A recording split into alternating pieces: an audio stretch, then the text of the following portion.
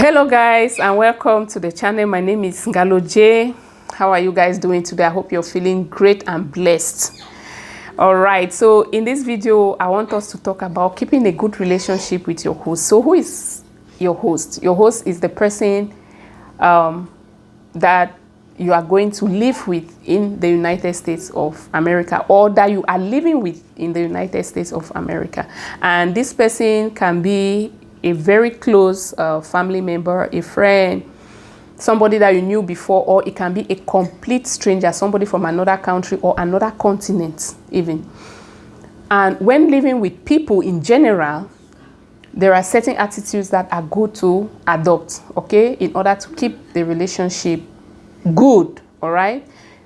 Though we cannot always control everything, but we should try everything in our own power, at our own level, to do what we are supposed to do. So the very first tip that I want to give you is being grateful. Be grateful to God in your heart. Sincerely thank God for the person who is keeping you in his house. Because when you're thankful, my dear people, you are going to feel blessed. And when you feel blessed, you are going to take good actions. Now, the person that is keeping you was not obliged to keep you in the first place, okay? So that is why you need to feel blessed. Yes. Whether it's your brother or whosoever, he was not obliged to keep you. So if he decides that you come and stay in his or her house, then you have to thank God for that. And you stop complaining and saying that he's not treating you right, okay? Be grateful for him or her. The second tip I want to give is that you should know in your mind that you are living with your host just for a certain period of time, a short period of time. You are not going to live with him or her for a very long period of time. For sure. So when you have this in mind, it is going to influence the actions that you're going to take. Because the general tendency is that for some people who are fortunate to have hosts that are super kind, they have the tendency of forgetting that they need to go and look for their own place, and then they stay with their host for some years.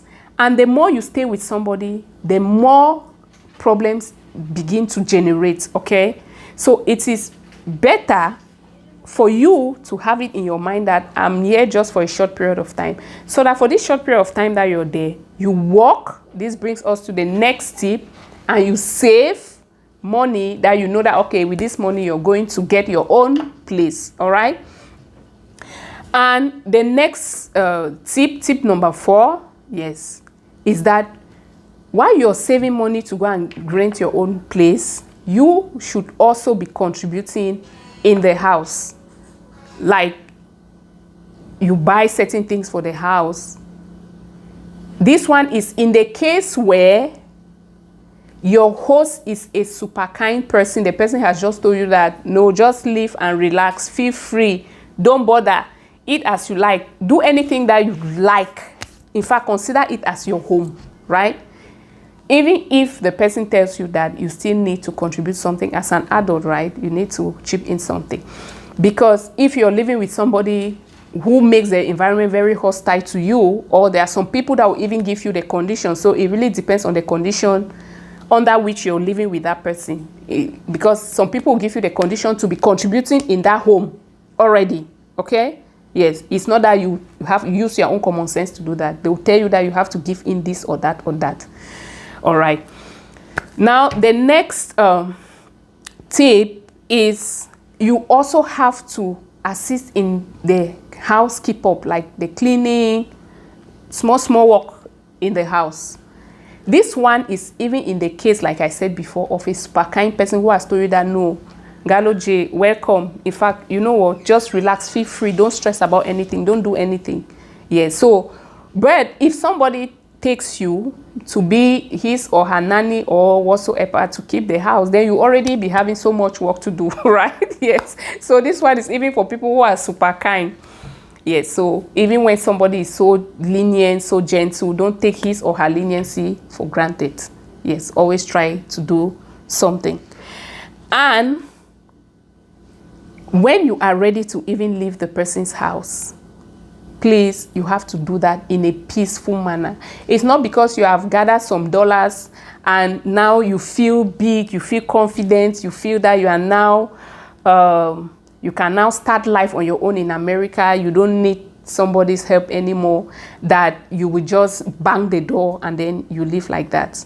Even if that person's environment was making the environment hostile to you, you still need to try to make peace and live in peace and go in peace. All right, at your level. This one is at your level. If the person does not want, you have done your part that you need to want, because what you're doing is for yourself, it's not for the person. Okay, yeah. So if we assume that you were living in a hostile environment and they want to leave, you are like, let this person go to hell. Now I have my, you are not doing it for him, my dear. You are doing it for yourself, so that God's favor and blessings will continue to follow you. Thank you guys so much for your support.